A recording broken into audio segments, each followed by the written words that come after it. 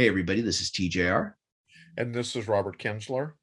and we're going to talk about Taylor Hawkins today. But first, I just wanted to address if you're puzzled by the little introduction at the start of this video, for the last 2 weeks, Robert and I have been secretly working on, planning on doing a regular weekly video series where we discuss music news. We weren't going to try to pretend to be newscasters. We just wanted to talk about music stories that had gone on in the past week that just caught our eye, that we thought would be fun and interesting to talk about, have a conversation. And we were planning to do our first segment this weekend. We had planned to do it today. And then, of course, this news broke. And the next day, Saturday, we were discussing, well, what are we going to do? Are we going to just not do it and just talk about Taylor Hawkins? And then we decided, let's just do our first segment and we'll kick off with Taylor Hawkins. But then we decided that it was in bad taste to talk about anything else. We're just going to talk about Taylor Hawkins. In a couple of days, we will have a regular segment for you to check out. Thanks for that, TJ. And yeah, let's definitely talk about Taylor Hawkins. Absolutely. There's been quite an outpouring on the internet about this. It's sad. It's tragic. He was only 50. And of course he had a family. Yeah. And can you remember when we were in our 20s and we thought 50 was too old to rock and roll? I know. Boy, Yeah. did he prove that wrong, huh? Yeah. A lot of people, well, a lot of great rock musicians are proving that wrong, but yeah. But he was very youthful. I mean, he had this like eternal teenager kind of enthusiasm about rocking and about life, Yeah, you're right. He was. He really had that. So let me go ahead first. Let me just do the obligatory stuff. Let me just read from the news article. Once again, it is Sunday morning, 10 a.m. West Coast time here in the United States. This is the latest information we have from Variety, which I'm just going to read from right now here. Without declaring that musician Taylor Hawkins died of an overdose, authorities in Colombia issued a statement Saturday afternoon, noting that the Foo Fighters drummer was determined to have had 10 drugs in his system at the time of his death.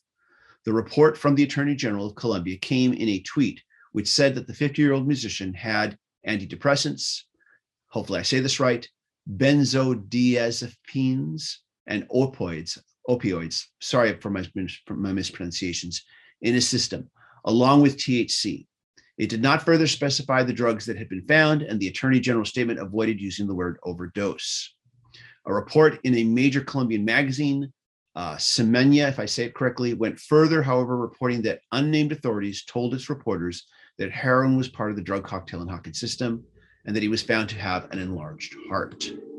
And I know you and I were talking about this, that his heart apparently was like double the size of an average man, I guess. Yeah. Yeah. I'll go ahead and read the rest here. The publication reported that forensic doctors were shocked by the size of the drummer's heart at more than 600 grams and believed that was a factor in Hawkins quickly succumbing to a cocktail of narcotics. The Foo Fighters were in the middle of a South American tour and were scheduled to return to the US to perform at the Grammys in April. At this point, no real statement from the band. Except their condolences, except that there was the initial statement. Just very, I'm sure it hit him very hard and has to be devastating for obviously his family and then his musical family as well. I mean, just really tough to hear that. And I know when we were first started talking about, like, hey, we have to definitely honor him and acknowledge him and stuff.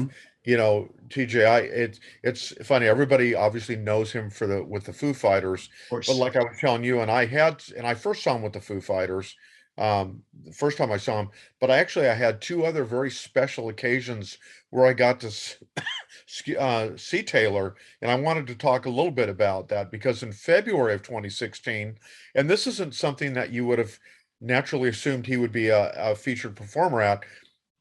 But there was a celebration for Ray Manzarek, who was the keyboardist of the Doors. After he passed away, John Densmore, who was a drummer, and Robbie Krieger kind of spearheaded this memorial concert for their former Doors bandmate up in Los Angeles. And actually, Taylor, there was members of X there and members of the Wallflowers and some other people. Actually, Taylor sang lead on two of the Doors songs that were covered. He did lead vocals on a pretty straightforward version of Alabama song Whiskey Bar.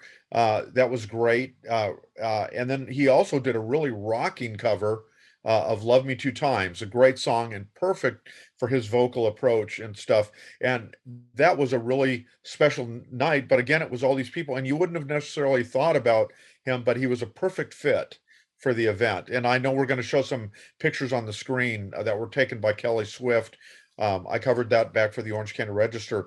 Then later that year, I went to it was a radio show at Irvine Meadows here in Orange County, and he headlined with his band Chevy Metal, and they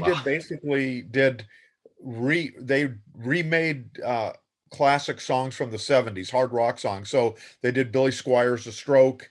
They did a killer version of Tie Your Mother Down from Queen, and they did a couple of more songs by Queen, including the David Bowie Queen classic Under Pressure. And if anyone wants to find those, I think you can find some of the performances from that day on YouTube. And it's neat. So you see another part of him and kind of this deep love he had for kind of the rockers that came before him. And you saw that too on Twitter this week. I know I saw tweets from Joe Walsh and Brian May and Paul Rogers, all these people that just adored him as a person. And he obviously, like you said, there's been this tremendous outpouring of grief about him. Yeah, he seemed like a really likable guy. Just like, all the guys in the Foo Fighters just seem like really likable people and really down to earth people. It's shocking to hear this news. I'm sure we're going to find out more about, some of these drugs may have been prescription drugs, I'm assuming, maybe some of them not.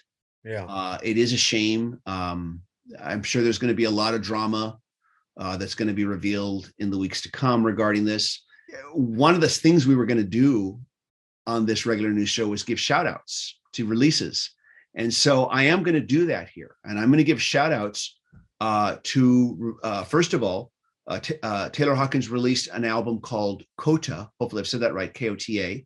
He released that back in 2016. He also released 2 albums with a band called Taylor Hawkins and the Coattail Riders. And there's some of that sense of humor. Yeah. Coattail Riders, that the Foo Fighters were known for. How many, really heavy rock bands do you know that will do a Bee Gees tribute band out of the blue? This is more of that sense of humor, the Coattail Riders. Right. And in 2010, they released an album entitled Red Light Fever. And then in 2019, they released an album entitled Get the Money. Mm-hmm. And, and if you look at the cover, of course, you can see the whole sense of humor there. But I've heard these albums. They're good. These are good rock albums. They're not the Foo Fighters. It has its own identity. But these are good rock albums. And so for anybody watching, if you've only been familiar with his work with the Foo Fighters, I'd recommend go to whatever streaming service you have and give these albums a listen. They're really good, solid rock. I hear other influences in there as well. I heard a lot of Sweet influence in some of these tracks in some of the tracks on these releases. But a lot of good heavy rock influence, just great rock music. And so I would recommend people check that out. Yeah. And like you said, I think he not only was a rock icon, a rock and roll Hall of Famer and all that, but he was obviously passionate about his musical ancestors that came before him. Yeah. And that, but he brought his own energy and enthusiasm to what he did. And that was very infectious, I think. I don't know if the Foo Fighters will go on or not. And I don't even know if they'll do anything, but hopefully they'll do some kind of tribute at those Grammy Awards. And again, I haven't heard anything yet. I haven't gotten any media releases. I will predict that they will perform, that it will be a performance and it will be a tribute as well. I will predict that. Somebody will play drums on that. I will predict that the Foo Fighters will continue. They will find another drummer to move on with. I don't think that Dave Grohl will sit in, but we'll see what happens. I hope they will continue to move on. Yeah. I really do. I still think there's a lot of worthwhile music that they can still bring to us. Yeah. But you never know, they could surprise us. They could decide to form a different band. You never know. Yeah. But I would think they're gonna continue. So we're gonna just go ahead and conclude this segment here of the news. We hope you'll join us later when we put out just a regular segment with hopefully happier news. And but everybody, thank you for joining us here. Let us know your thoughts and let us know your reminiscences. If you have any reminiscences you want to, I can't say that word right now, reminiscences that you want to share with us. Please do so in the comments, everybody. And our condolences go to his family and his musical family. Everybody, thank you so much for watching. We hope you all stay safe and healthy. Bye-bye.